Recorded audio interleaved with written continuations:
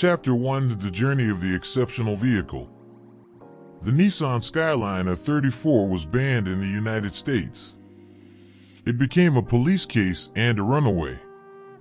Today, let's unravel this story. Discover why owning it is so rare. The Skyline R34 won hearts. Many desire it for its presence in games like Gran Turismo, movies like Fast and Furious, and the powerful RB26 engine with 280 horsepower.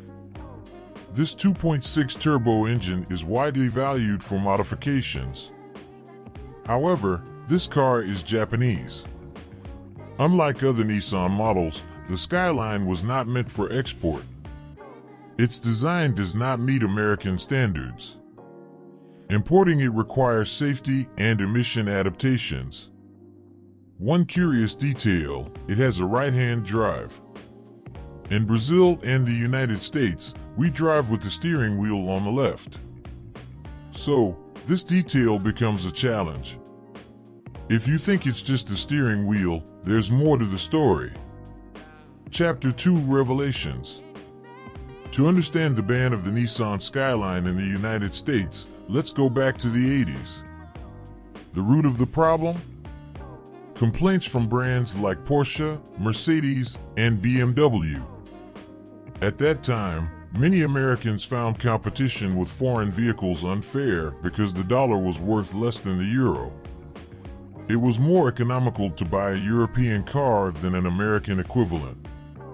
The United States, home to manufacturers like Chevrolet and Ford, didn't stay silent. Dissatisfied citizens pressured the government. The result? In 1988, the Imported Vehicle Compliance Act emerged. It stipulated adaptations to legalize foreign cars in the country. Although the discourse was about safety, the real goal was to protect the domestic market. The law, however, didn't ban foreign vehicles. They just needed to be adapted. That's what Motor X tried when they wanted to legalize the R34 Skylines. However, the endeavor was not successful. And the scenario? It got worse. Chapter 3: The Legacy of Hero and Motor X. In the 90s, the Skyline was famous. The Fast and Furious movie did not exist yet. Although manufactured in Japan, some models didn't reach the United States. Hiro, the owner of Motor X, had an idea. He wanted to bring Japanese cars to the United States legally. But how to do it when it seemed unfeasible? Motor X became a registered importer. They allied with the U.S. Department of Transportation to legalize the vehicles. JDM's, Japanese cars, became popular. People sought customization, powerful engines, and unique designs. However, a problem arose. In the first crash test, Hiro, a 26-year-old novice in the automotive industry, realized enormous challenges. The Skyline R34 did not meet essential safety standards. To comply with American regulations, several adaptations were necessary. In addition to impact tests, they had to modify details of the car, like the door bar. Also, they installed catalytic converters in the exhaust to reduce pollution. The challenge was not just safety. The vehicle failed in various aspects. At first, everything seemed fine. Craig Lieberman, a consultant for the Fast and Furious franchise, had one of the first legalized R34 Skylines in the United States. This car was driven by Paul Walker in Fast and Furious 2. With this visibility, orders grew, as did modifications. Motor X's warehouse became full. Motor X employees gained fame, participating in magazines and documentaries. However, the situation began to complicate. Chapter 4 is the fall of Motor X. Hiro, the leader of Motor X, squandered the company's money. Once, he spent over $65,000 in one night. This bothered many people. customers, irritated, complained about delivery delays. In response, Hero released cars. However, many were not legalized. The cars didn't meet safety requirements. The Department of Transportation noticed, and the situation worsened. Frustration grew. Motor X customers took the cars. Even without legalization, they drove away with them. In October 2005, a turnaround. The sheriff of Los Angeles heard that 5 Skylines from Motor X were stolen. The investigation revealed something strange. The cars, which were usually stored, were on the street. Why? Hero, to save himself, had planned everything. The police intensified investigations. Hero was exposed, especially after calling the police for the theft he orchestrated himself. Motor X employees shared information. But Hero, furious, attacked some with a taser. 2006 was the climax.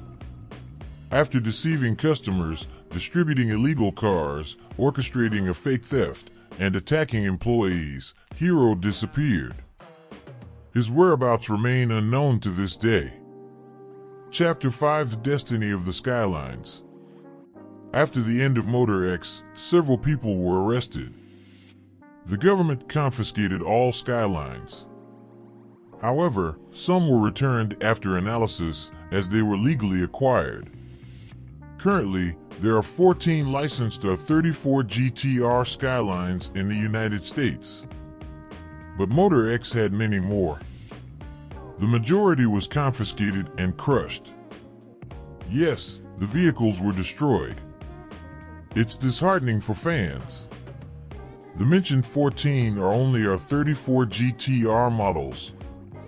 There are others, like GTT and GT, possibly in the United States. Besides, lesser-known 4-door Skylines. Many only recognize the GTR. We don't know the exact number of models. But if you want a Skyline, there's good news for you. Chapter 6: Exclusivity. The production of the Skyline R34 occurred from 1998 to 2002. After that, there were no new ones. If you want a Skyline, it will be used. Motor X still offers some. However, be prepared to spend. They are rare and expensive in the United States. Still, there is hope. Chapter 7: The New on the Horizon. In the United States, cars over 25 years old have different importation rules. This means less bureaucracy related to safety and emissions. Because of this, the Skyline R32 and R33 models are already circulating there. However, the Skyline R34 is not yet, as it will only be eligible for importation in 2024. Many companies in Japan already have these cars reserved. Those who want can buy their R34, store it in Japan, and wait for it to turn 25 before importing it to the United States. However, I recommend consulting a lawyer before closing any deal. And in Brazil, the rules are similar. Here, new cars can be imported, as in the USA. But for used ones, the age is 30 years. Thus, the R34, manufactured in 1998, can only arrive in Brazil between 2028 and 2029. Models from 2002 will require more waiting. Now, if you think it stops there, calm down. Because the Nissan GTR was also banned from racing on tracks and in motorsports. In fact, click on the video playing on your screen right now and find out the reason for all this and why this car is so hated by competitors. So, if you like this video, don't forget to give it a like and subscribe to the channel, turning on notifications, because I post new videos every day. See you in the next one.